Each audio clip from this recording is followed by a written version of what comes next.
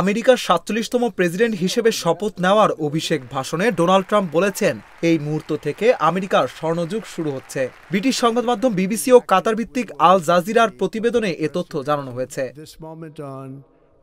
সোমবার শপথ নেওয়ার পর এই ভাষণ দেন ট্রাম্প। এতে তিনি আমেরিকাকে অগ্রাধিকার দেওয়ার অঙ্গীকার করেছেন। নিজের রাজনৈতিক প্রত্যাবর্তনের প্রসঙ্গ টেনে ডোনাল্ড ট্রাম্প বলেন, আমি এটার প্রমাণ হিসেবে আপনাদের সামনে দাঁড়িয়েছি যে অসম্ভব বলে কিছু বিশ্বাস করা কখনোই উচিত নয়। অসম্ভবকে সম্ভব করাটাই আমরা আমেরিকায় সবচেয়ে ভালো পারি।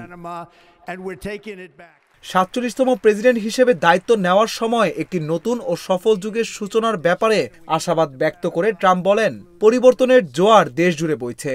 সূর্যালোক এখন গোটা বিশ্বে ছড়িয়ে পড়েছে এবং আমেরিকার জন্য এই সুযোগটি কাজে লাগানোর সময় এসে গেছে।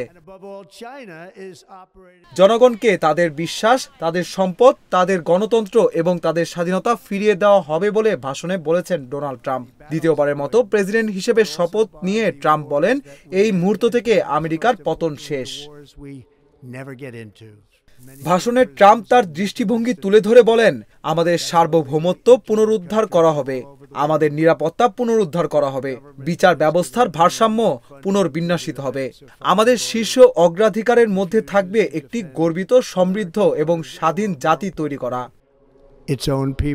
আকাশেও আমেরিকার আধিপত্য বজায় থাকবে উল্লেখ করে নতুন প্রেসিডেন্ট বলেন, মার্কিন নভোচারীরা মঙ্গল গ্রহে গিয়ে বিজয়ের নতুন ইতিহাস রচনা করবে।